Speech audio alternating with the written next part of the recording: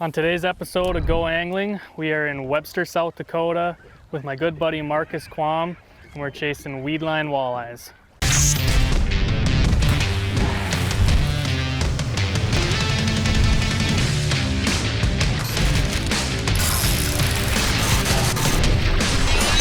In-depth outdoors, go angling. Brought to you by Gander Outdoors.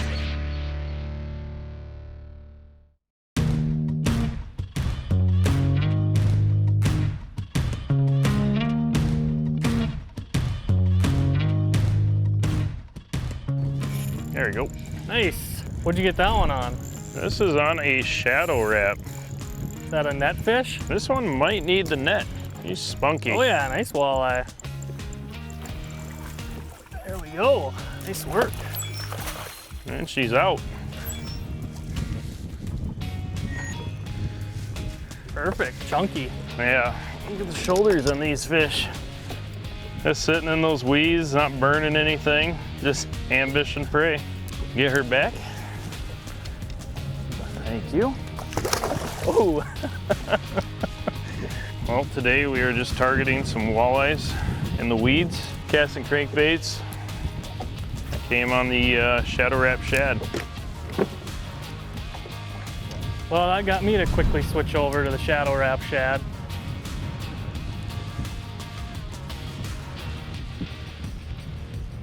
There he is. Little guy. Little guy. Little big guy. Be a good eater. Those are like my favorite eating size, like those 13, 14 inchers. They fry it real nice. Real nice. Fish. There you go. They're a decent one here. Is it? Oh yeah. I think I'll scoop this myself. Just tail hooked there, but he got it. They're so charged up. I mean, being in the shallow water and we get 72-degree water temps. There we go.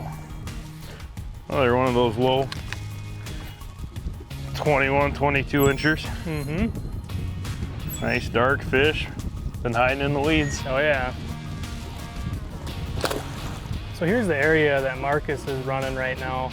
You can see right here is the center line where the boat's going over. You got pretty clean bottom on this side, some scattered rocks in here, but pretty sandy altogether. And then this right side, which is a little bit smeared right now because we're making a right-hand turn, is all weeds. You can see that right there. You know, here's clean bottom and rock. This is all scuzzy, lots of weeds there. And that's the right side of the boat. That's where we're casting to, and that's where these fish are hiding. There you go. Nice. Oh yeah, nice walleye. Yeah, here we go. There we go. Thank you, sir. Mm-hmm. I just can't get over how charged up these fish get in these weeds. Yeah, and you're cranking it really fast too. I am. I'm ripping it, and yeah, nothing subtle or finesse about this at all. Right. I mean, this is as close to, you know, bass fishing or power fishing that you're gonna get for walleye fishing right here.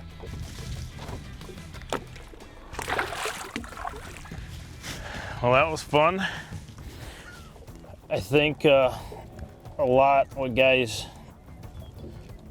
don't realize when they're fishing like this is there's nothing wrong with being fast. I mean, you just got to power through those weeds. You're gonna ball up a lot, and it's gonna be a pain in the butt. But those fish are in there, and it's just I'm just trying to rip my bait through, keep it as clean as I can to, you know, so a fish will hit it.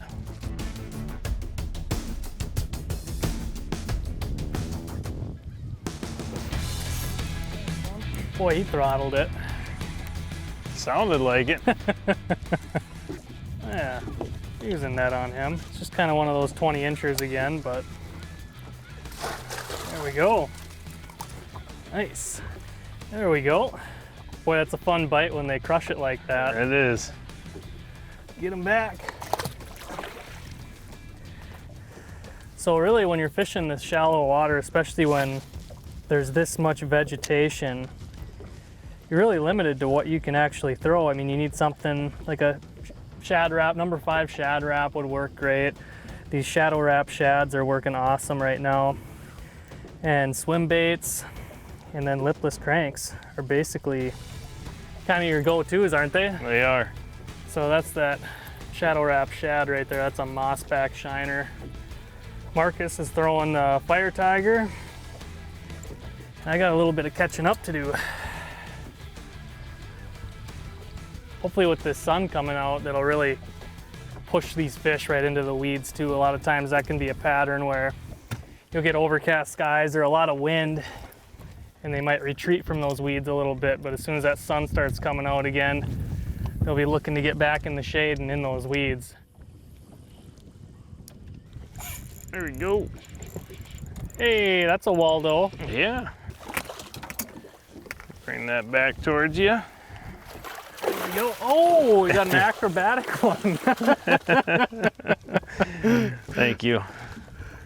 There was no question that that was a big bite. Boom. And beautiful fish. They're just all like right in that, I don't know, 19, 21, 22 inch range. Get her back. Boom, right by the boat. There you go. That's a decent one. I need a little scoop there, Pat. Yeah, I wouldn't mind it. You know, that bait was getting close to the boat again, but I was just cooking it. You know, that bait was probably going 5 or 6 miles an hour. Nice fish. It's kind of been the average of what we've been getting all day. So really chunky up in the weeds like that. What would you say? They're mostly foraging on freshwater shrimp and then some perch or whatever bait fish they can get their mouths on, but really nice fish. There we go. Marcus, you on one? I got another one here too. This is getting fun. I gotta clear my bait out of the net. There you go. Just the eater variety. Rattling wrap again? Rattling wrap. Nice.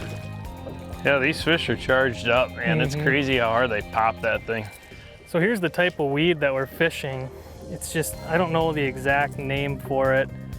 It's just a really stringy kind of grass that grows pretty thick, real tight, but then it kind of gradually weans off out to about that 6 to 7 feet of water is the outside of the edge there. And you really aren't able to cast a jig right into the mat of it. So you need something that'll swim over it, like these crankbaits, a jig in a plastic, or even like a lipless crank like Marcus is throwing right now. And you're definitely gonna have some casts where you get in the stuff, but that's where the fish are. So it's kind of it's definitely why casting would work a lot better in this scenario than trolling. If you're trolling, you're just gonna constantly be reeling your baits in, checking them, cleaning them. At least with the casting, you can kind of figure out where exactly that thick weed edge is after a few casts, and you can kind of dictate on where exactly you cast from there and try and get it as close to that weed as you can, but just kind of touch it. You don't want to be right in the thick stuff, but just right on the edge, just kind of kissing it as you're reeling in.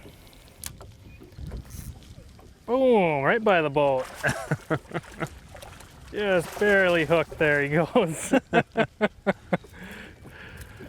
It's funny how that bait they're probably tracking it, following it, and as soon as it starts coming up towards the surface, they chase up and nip it quick.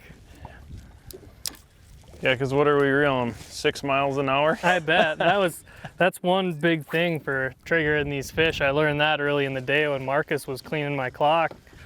He's just burning that crankbait in, and I was fishing it slower, giving it more twitches and pauses, but it's totally like a reaction strike of that thing zipping over their heads in the weeds and getting them to come unglued on it. Hey, right by the boat. That doesn't get old. There we go. Nice one. Yeah, you're watching that lure from about, 10, 15 yards away, and all of a sudden, think, kind of disappears for a second.